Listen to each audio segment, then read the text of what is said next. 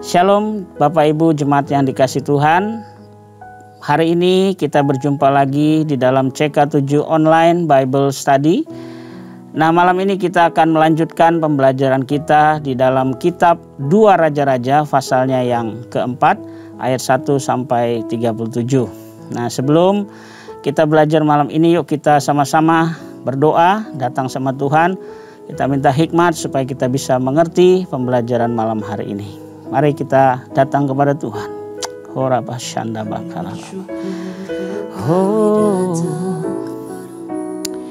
terima kasih, terima kasih. Oh, Engkau baik Tuhan, terima kasih. Oh, terima kasih. Haleluya, haleluya. Karena Shanda Bakara, oh Rala Shanda Bakara, Shanda. Tiada berubah kuasa nama-Mu, tiada berkesudahan kasih setia-Mu. Apabila Tuhan sudah berfirman, maka semuanya jadi. Tiada berubah kuasa nama-Mu, tiada berkesudahan kasih setia-Mu. Apabila Tuhan sudah berfirman, maka semuanya jadi. Selama ku menyembah-Mu, ku percaya bahwa mujizat masih terjadi. Selama Kau besertaku, ku melihat ada mujizat setiap hari.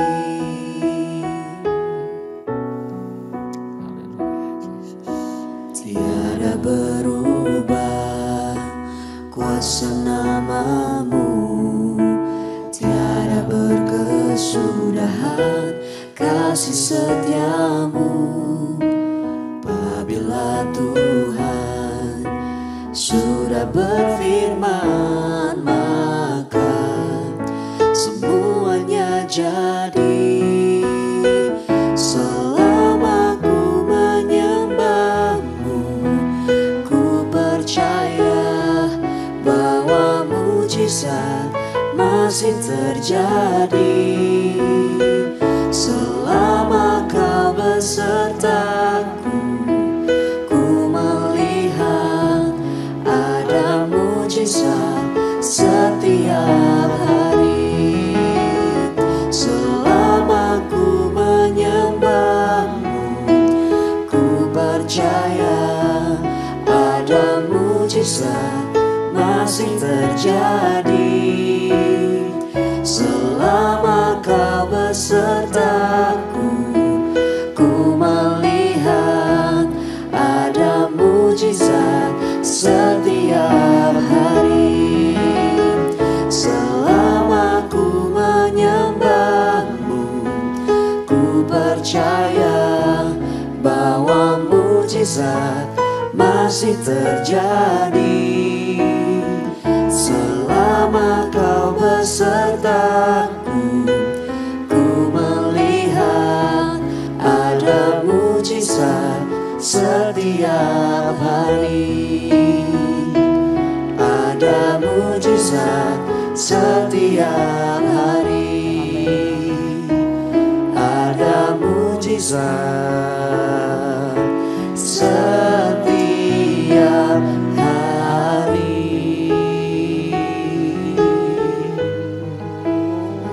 Ya Rabbi, kami percaya.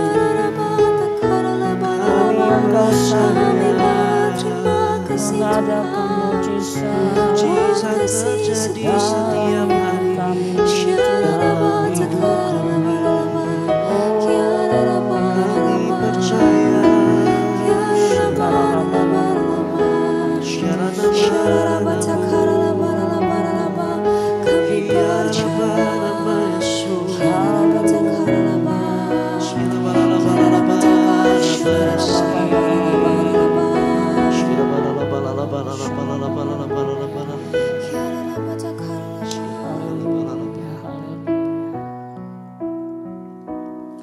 Setiap hari kulihat kasih-Mu, setiap hari kulihat kuasa-Mu, setiap hari kulihat mujizat terjadi dalam hidupku.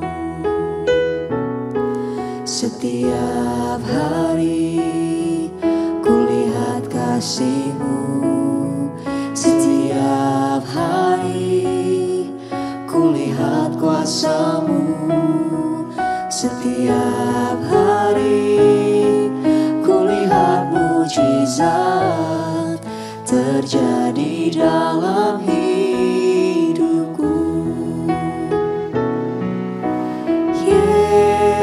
Yesus, Yesus, ku cinta Kau lebih dari segala yang ada. Hanya Yesus, Yesus, Kau segalanya bagiku.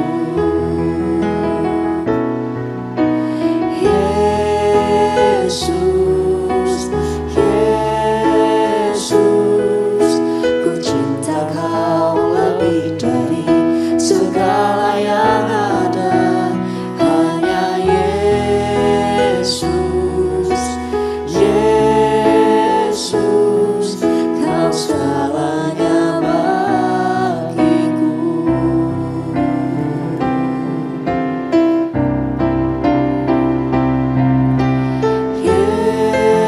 Yesus, Yesus, ku cinta Kau lebih dari segala yang ada.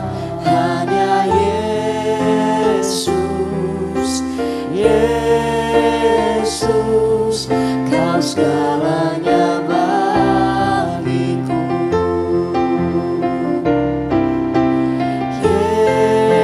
Yesus, Yesus, ku cinta Kau lebih dari segala yang ada. Hanya Yesus, Yesus, Kau segalanya bagiku.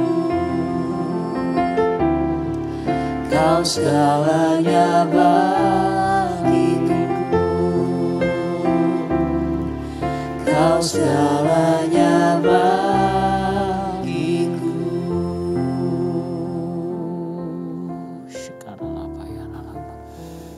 Terima kasih buat hadirat-Mu di tengah-tengah kami. Terima kasih Bapa buat kesempatan malam ini kami akan belajar. Kiranya hikmah dan wahyu turunkan atas kami semua, baik yang di rumah-rumah, supaya kami bisa menangkap firman Tuhan yang kami pelajari malam hari ini. Terima kasih di dalam nama Tuhan Yesus. Kami buka hati kami siap belajar malam ini. Dalam nama Tuhan Yesus. Haleluya. Amin. Baik Bapak Ibu Saudara yang dikasih Tuhan, malam ini kita akan belajar di dalam 2 Raja-Raja 4 ayat 1 sampai 37 ya. Nah, kita akan bagi 2 perikop ya, karena ada 2 hal yang berbeda.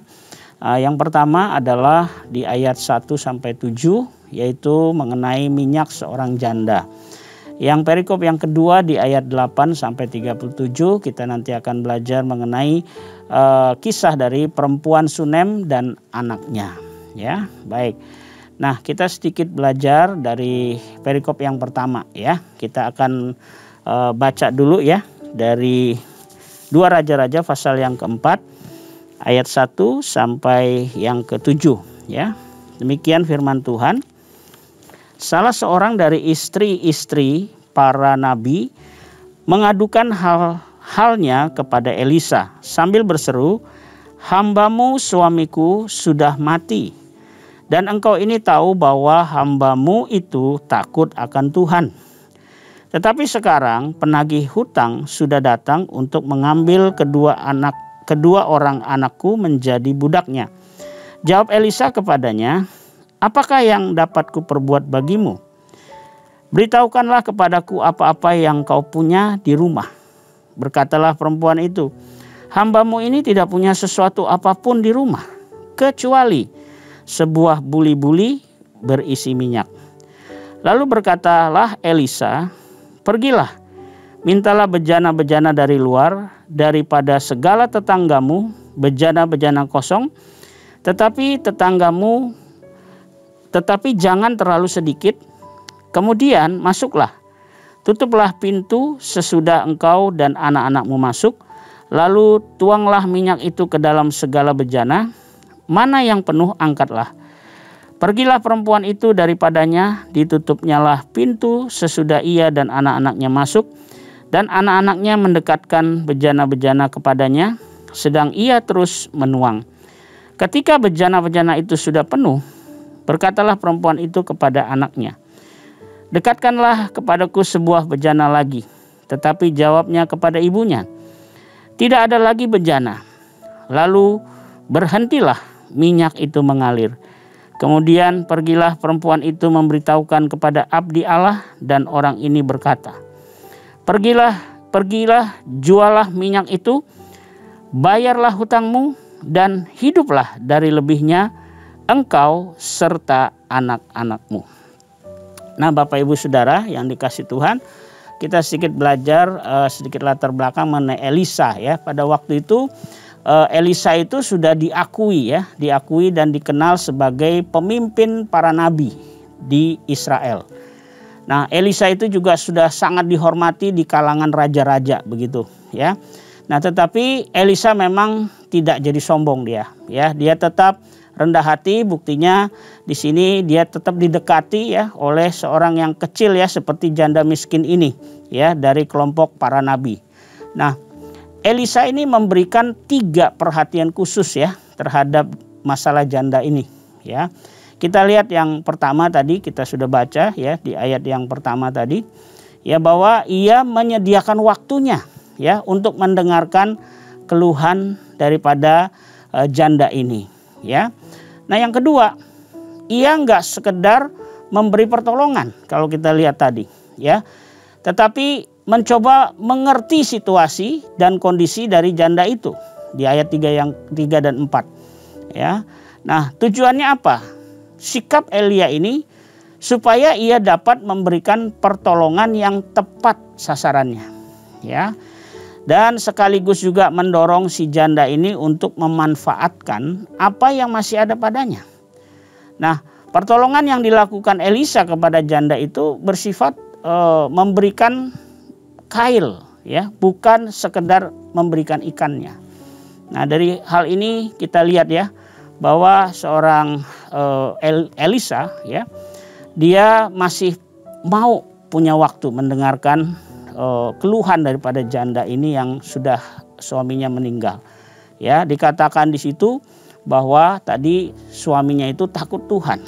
Ya, tapi setelah meninggal ternyata ya ada kebutuhan mungkin daripada istri dan anak-anaknya sehingga mereka mungkin berhutang. Ya, tetapi itu pun Elia masih memberikan waktunya dan dia memberikan pertolongan itu tepat. Ya, dia mengajar ya para perempuan ini supaya tidak menerima ikan, tetapi dia belajar untuk mencari ya, untuk berusaha. Jadi ada usaha di sini. Ya. Nah, yang ketiga di sini kita lihat ya di ayat yang ke-7 ya. Pertolongan yang diberikan Elisa itu tidak hanya untuk menyelesaikan persoalan yang sementara ternyata ya, tetapi justru untuk kebutuhan hidup di masa depannya, di masa berikutnya. Ya, jadi ini sungguh hikmat ya dari Tuhan diberikan pada Elisa untuk menolong seorang janda yang miskin yang ditinggal suaminya, tetapi tetap bisa bertahan untuk menghidupi dia dan juga anak-anaknya. Ya, nah apa yang bisa kita belajar dari janda dan kedua anaknya ini, Bapak Ibu? Yang pertama ya, kisah ini menyatakan bahwa Allah itu sangat peduli dengan umatnya yang setia dan takut akan Dia, ya, yang sedang dalam kesulitan bahkan memerlukan pertolongan. Jadi Bapak Ibu, Mari kita belajar ya. Kalau kita ada masalah, khususnya mungkin bagi istri-istri ya yang ditinggalkan oleh suaminya ya. Belajar kita untuk datang kepada Tuhan. Minta petunjuknya ya. Supaya jangan kita berharap kepada manusia, tetapi kita tetap berharap kepada Tuhan ya. Nah, yang kedua, janda dan kedua anaknya ini mewakili umat Allah ya, yang ditinggalkan dan ditindas ya pada waktu itu. Nah, Allah itu peduli. Di ayat kedua dikatakan, jawab Elisa kepadanya, apakah yang dapat kuperbuat bagimu? Artinya Bapak Ibu, kalau kita ada masalah, kita datang sama Tuhan. Tuhan itu peduli sama kita ya. Jangan sampai kita mengharapkan manusia, tapi tetaplah berharap kepada Tuhan. Ya, di dalam 1 Petrus pasal yang ketiga ayat yang kelima, saya tambahkan di sini mungkin buat khususnya para istri. Ya, ada satu pelajaran yang berharga di sini bahwa dikatakan di dalam 1 Petrus pasal yang ketiga ayat yang kelima dikatakan, sebab demikianlah caranya perempuan-perempuan kudus dahulu berdandan, yaitu perempuan-perempuan yang menaruh pengharapannya kepada Allah.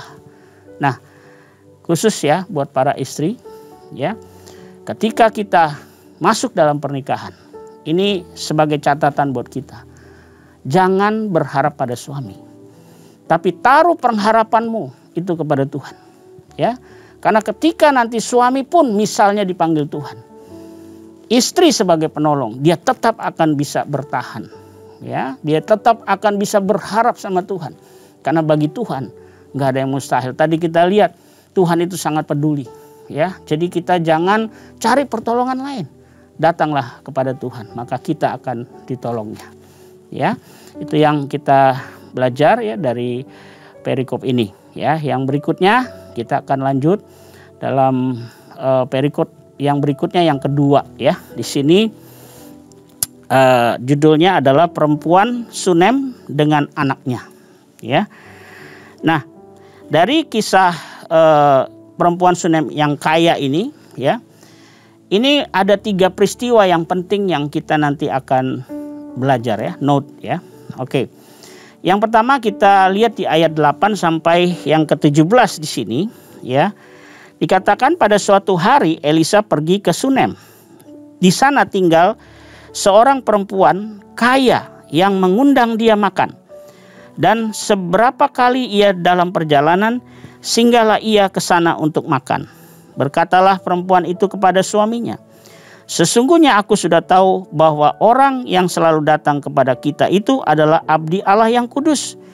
Baiklah kita membuat sebuah kamar atas yang kecil yang berdinding batu, dan baiklah kita menaruh di sana baginya sebuah tempat tidur, sebuah meja, sebuah kursi, dan sebuah kandil. Maka apabila ia datang kepada kita, ia boleh masuk ke sana. Pada hari ia datang ke sana. Pada suatu hari datanglah ia ke sana, maksudnya Elisa ini ya. Lalu masuklah ia ke kamar atas itu dan tidur di situ. Kemudian berkatalah ia kepada Gehasi, bujangnya, panggillah perempuan Sunem itu. Lalu dipanggilnyalah perempuan itu, dan dia berdiri di depan Gehasi. Elisa telah berkata kepada Gehasi, cobalah katakan kepadanya, sesungguhnya engkau telah sangat bersusah-susah seperti ini untuk kami. Apakah yang akan kuperbuat bagimu? Adakah yang dapat kubicarakan tentang engkau kepada raja atau kepala tentara? Jawab perempuan itu, aku ini tinggal di tengah-tengah kaumku. Kemudian berkatalah Elisa, apakah yang dapat kuperbuat baginya? Jawab Gehasi, ia tidak mempunyai anak dan suaminya sudah tua. Bapak Ibu, kita lihat di sini ada seorang keluarga ya di sini, dan dikatakan yang disebut di sini seorang perempuan, jadi istrinya ya, dia seorang yang kaya dikatakan. Tapi dari perkataan Gehasi tadi kita lihat bahwa kondisi keluarga perempuan ini, dia menikah dengan suaminya sudah tua ya, dan dia tidak punya anak. Nah, Lalu Elisa menawarkan di sini di ayat yang ke-15 ya. Tentunya dengan tuntunan Tuhan ya. Lalu berkatalah Elisa, panggillah dia, dan sesudah dipanggilnya berdirilah perempuan itu di pintu. Berkatalah Elisa, pada waktu seperti ini juga tahun depan engkau ini akan menggendong seorang anak laki-laki.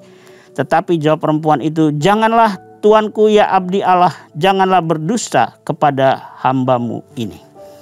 Ya, jadi di sini atas tuntunan Tuhan tentunya Elisa ya mau berdoa supaya perempuan ini memperoleh anak keturunan. Tetapi dari istri dari perempuan ini dia lihat itu mustahil sekali karena suaminya udah tua. Mustahil, nggak bisa. Makanya dikatakan udah Elisa jangan berdusta begitu. Itu mustahil ya. Tetapi saya percaya Elisa dituntun Tuhan untuk memberkati perempuan ini ya, keluarga ini ya. Dan akhirnya apa? Kalau di ayat 17 dikatakan terjadi ya apa yang Elisa nubuatkan gitu ya. Dan dia dikatakan mengandunglah perempuan itu lalu melahirkan seorang anak laki-laki pada waktu seperti itu juga pada tahun berikutnya seperti yang dikatakan Elisa kepadanya. Nah, Bapak Ibu nggak sampai di sini. Kalau kita nanti baca terus ya, anak ini akhirnya bertumbuh dewasa. Tapi tiba-tiba di ayat 19 ya, tiba-tiba di sini menjeritlah ia kepada ayahnya. Aduh, kepalaku, kepalaku. Lalu kata ayahnya kepada seorang bujang, angkatlah dia dan bawa kepada ibunya. Diangkatnya lah dia, dibawanya pulang kepada ibunya. Duduklah ia di pangkuan ibunya sampai tengah hari. Tetapi sesudah itu matilah dia. Bapak Ibu, di sini kita lihat tragis sekali ya. Satu sisi ada hal yang mustahil yang sebenarnya mereka rindu-rindukan seorang anak. Dan Elisa pada waktu itu dia menubuatkan dan nubuat itu terjadi. Dia mengandung, dia bisa melahirkan seorang anak laki-laki. Tetapi setelah itu Bapak Ibu ujian datang ya. Anak ini tiba-tiba sakit kepalanya, dia menjerit. Lalu dikatakan tadi matilah dia gitu ya. Nah, di sini kita lihat Bapak Ibu bahwa berkat Tuhan ya, berkat Tuhan ini ya, anak itu perlu ada ujiannya juga ternyata ya. Dan ini kita lihat di sini bahwa perempuan ini sedang diuji. Tetapi lihat respon dari perempuan ini. Ayat 21, lalu naiklah perempuan itu, dibaringkannya lah dia di atas tempat tidur abdi Allah itu, ditutupnya lah pintu dan pergi sehingga anak itu saja di dalam kamar. Sesudah itu ia memanggil suaminya serta berkata, suruhlah kepadaku salah seorang bujang dengan membawa seekor keledai betina. Aku mau pergi dengan segera kepada abdi Allah itu, dan aku terus pulang. Berkatalah suaminya, mengapakah pada hari ini engkau hendak pergi kepadanya, padahal sekarang bukan bulan baru dan bukan hari Sabat. Nah, perhatikan jawab perempuan itu, jangan khawatir. Wah, ini statement yang nggak biasa ya, karena kondisinya dia sedang melihat bahwa anaknya itu meninggal. Tapi ketika ditanya sama suaminya mau kemana, lalu dia bilang dia mau pergi kepada abdi Allah, lalu dia bisa bilang jangan khawatir. Berarti di sini nggak main-main nih, ada sesuatu yang kita lihat bahwa perempuan ini memiliki iman ya. Dan dikatakan di 24, dipelanainya lah keledai itu dan berkatalah ia kepada bujangnya, tuntunlah aku dan majulah. Jangan tahan-tahan aku dalam perjalananku kecuali apabila aku katakan kepadamu. Demikianlah perempuan itu berangkat dan pergi kepada abdi Allah di Gunung Karmel. Segera sudah abdi Allah itu melihat dia dari jauh. Berkatalah ia kepada Gehazi, bujangnya, lihat perempuan Sunam itu datang. Larilah menyongsongnya dan katakan kepadanya, selamatkah engkau? Selamatkah suamimu? Selamatkah anak itu? Jawab perempuan itu, selamat. Wah, ini dua kali ya kita lihat bahwa ini statement yang nggak biasa Bapak Ibu. Dalam kondisi dia bergumul ya, dia sedih anaknya bisa meninggal ya. Tetapi tadi waktu mau pergi pun suaminya dia bilang jangan khawatir. Nah berikutnya dikatakan lagi, ditanya sama Gehazi bujangnya si Elisa ya, selamatkah engkau? Selamatkah suamimu? Jadi ditanya kabarnya ya, kamu gimana, baik-baik enggak? Suamimu baik-baik enggak? Anakmu baik-baik enggak? Tapi ini ajaib ya jawaban dia. Dikatakan jawab perempuan itu selamat. Wah, ini sesuatu yang kita perlu belajar ya di dalam masalah ya, gimana pun ya, khususnya menghadapi anaknya yang sedang dia tahu sudah meninggal gitu ya. Tapi dia bilang anaknya selamat. Wah, ini statement iman ya kalau menurut saya ya. Nah, di ayat 7 di situ dikatakan, dan sesudah ia sampai ke gunung itu dipegangnyalah kaki abdi Allah itu, tetapi Gehazi mendekat hendak mengusir dia. Lalu berkatalah abdi Allah itu, biarkanlah dia, hatinya pedih. Tuhan menyembunyikan hal ini daripadaku, tidak memberitahukannya kepadaku. Bapak Ibu, kita lihat di sini ya, bahwa ketika dia ketemu sama abdi Allah itu, Elisa, dia pegang kakinya erat-erat. Tapi Gehazi bujangnya mau ngusir dia. Ini bicara apa Bapak Ibu? Kata pegang erat-erat. Saya mau katakan ya, kalau kita dalam musibah, apapun masalah kita ya, peganglah janji Tuhan. Pegang Tuhan, pegang janjinya ya. Ini supaya apa? Supaya ke depan akan terjadi mujizat ya. Nanti kita lihat di akhir ini happy ending ya. Nah, lalu berkatalah perempuan itu, adakah ku minta seorang anak laki-laki daripada tuanku? Bukankah telah kukatakan, jangan aku diberi harapan kosong. Bapak Ibu, memang secara manusiawi ya, perempuan ini ada kecewa ya.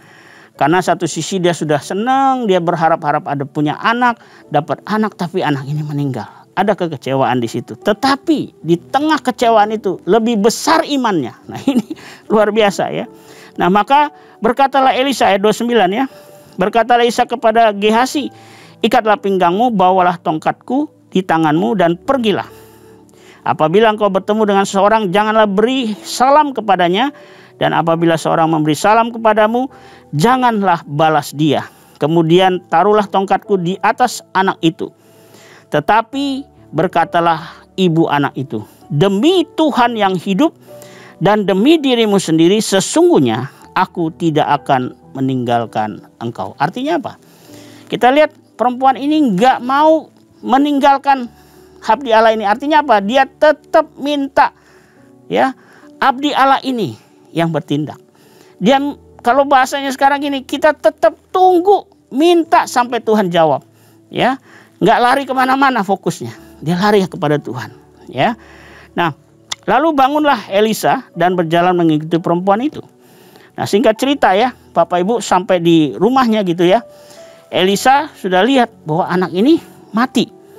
Lalu dikatakan ayat 33, sesudah ia masuk ditutupnyalah pintu sehingga ia sendiri dengan anak itu di dalam kamar. Kemudian berdoalah ia kepada Tuhan. Tadi ingat ya kata Elisa, ketika dia dengar berita bahwa anaknya sudah mati, ya, dia bilang begini, ini disembunyikan oleh Tuhan. Jadi Tuhan nggak beritahu Elisa, ya. Rupanya ada rahasia. Kadang-kadang kita ini mau tahu semuanya, ya. Tetapi Tuhan punya jalan yang kita nggak tahu kadang-kadang Bapak Ibu. Makanya tetap percaya, ini penting, ya. Lalu Elisa berdoa dan Tuhan kasih instruksi sama dia. Di ayat 34 ya sampai yang ke 36 di situ ya. Di situ dikatakan bahwa Elisa itu tiarap ya. Dia dikatakan di situ membaringkan dirinya di atas anak itu dengan mulutnya di atas mulut anak itu dan matanya di atas mata anak itu serta telapak tangannya di atas telapak tangan anak itu. Tentu ini instruksi dari Tuhan setelah dia berdoa ya, dan ia meniarapkan anak di atas anak itu, ya. Maka menjadi panaslah badan anak itu. Perhatikan di sini. Sesudah itu ia berdiri kembali dan berjalan dalam rumah itu sekali ke sana, sekali ke sini. Kemudian meniarapkan pulalah ia di atas anak itu. Maka, nah Bapak Ibu lihat, di sini terjadi sesuatu. Maka bersinlah anak itu sampai 7 kali, lalu membuka matanya. Wow, ya. Akhirnya Tuhan menjawab ya. Ada mujizat terjadi ya. Jadi Bapak Ibu di sini ayo kita lihat ya. Di sini 3 peristiwa ya tadi. Pertama, Allah itu memberkati perempuan yang baik dan setia ya. Dengan apa? Memberi seorang anak. Tetapi yang kedua, kita lihat Allah memberi ujian juga yang berat ya dengan mengizinkan anak itu mati. Di ayat 18 sampai 21 tadi. Nah, yang ketiga, Allah memulihkan nyawa anak itu ketika ia tetap berpegang teguh pada imannya pada janji Tuhan. Ya. Jadi ini 3 hal yang penting yang kita belajar malam hari ini dari seorang perempuan di Sunem ini. Ya. Nah, apa yang inti yang kita bisa belajar Bapak Ibu? Ya. Seringkali kita umatnya, ya, walaupun kita sudah percaya, sudah setia, ya, kita akan melewati ujian dan penderitaan. Mungkin itu kita nggak bisa ngerti kenapa ini terjadi. Tetapi kalau kita tetap berpegang pada pengharapan iman kita kepada Tuhan dan janjinya, maka kita akan mengalami kasih karunia dan belas kasihan Tuhan pada waktunya. Jadi Bapak Ibu, kalau ada peristiwa, masalah yang kita nggak ngerti kadang-kadang, tetapi dari perempuan Sunem ini kita tetap belajar ya, tetap kita perkatakan perkataan iman. Ya, perkataan iman itu mungkin berbeda dengan situasi yang kita alami, tetapi ya perempuan Sunem ini tetap memperkatakan itu dan dia tetap belajar mau percaya dengan perkataan imannya. Ya, jadi malam ini puji Tuhan ya, kita belajar dari 2 perikop ini banyak hal yang kita bisa belajar. Ya, tadi kalau kita lihat yang pertama tadi kalau ada kita mengalami kedukaan, ya khususnya suami yang meninggal. Tadi kita belajar ya, jangan kita berharap sama manusia, tapi tetap berharap sama Tuhan. Maka kita akan ditolongnya, kita akan dipenuhi segala kebutuhan kita, karena Dia Allah yang peduli. Yang kedua tadi, dari perikop yang terakhir, kita belajar. Ayo, walaupun masalah ataupun pergumulan kita nggak ngerti, tetapi kita tetap berpegang dan berpengharapan kepada Tuhan, maka Tuhan akan menolong kita. Ya, baik. Demikian pelajaran kita malam hari ini. Mari kita sama-sama berdoa ya Bapak Ibu. Bapa di surga, terima kasih buat pembelajaran firman-Mu pada malam hari ini. Terima kasih kami di rumah-rumah, kami sungguh juga dilawat oleh Tuhan. Dan hamba berdoa Tuhan, biarlah setiap kami, mungkin ada yang diantara kami yang mengalami kedukaan oleh karena suaminya dipanggil Tuhan. Tapi malam hari ini kami belajar Tuhan, biarlah kami tetap percaya kepada Tuhan, menaruh pengharapan kami kepada Tuhan. Istri-istri mengharap kepada Tuhan dan Tuhan akan menolong mereka. Terima kasih Bapak, terima kasih. Dan juga dari perempuan Sunem ini kami belajar. Banyak hal mungkin masalah pergumulan kami yang kami nggak ngerti. Tetapi dari malam hari ini kami belajar bahwa kami tetap harus berpegang dan berpengharapan kepada Tuhan. Pegang teguh janji Tuhan. Terima kasih Bapak, kuatkan umat-Mu malam hari ini. Kuatkan jemaat-Mu hari ini Tuhan. Di rumah-rumah Kau lawat kami semua. Di dalam nama Tuhan Yesus. Terima kasih Bapak, terima kasih. Sebelum kami tutup pembelajaran malam ini, berkatilah setiap umat-Mu yang pada malam ini menyaksikan acara ini. Mari Bapak Ibu Saudara di rumah-rumah, angkat tangan-Mu dan arahkan hatimu kepada Tuhan. Terimalah berkat yang berlimpah-limpah dari Allah Bapa kita. Kasih karunia dalam anaknya yang tunggal, Tuhan kita Yesus Kristus. Dan persekutuan yang manis dengan Roh Kudus menyertai kita semua. Mulai saat ini sampai Maranatha. Tuhan Yesus datang menjemput kita semua di awan-awan yang permai. Bahkan untuk selama-lamanya. Mari kita yang percaya sama-sama katakan amin. Selamat malam Bapak Ibu Jemaat. Selamat beristirahat. Tuhan Yesus memberkati kita semua.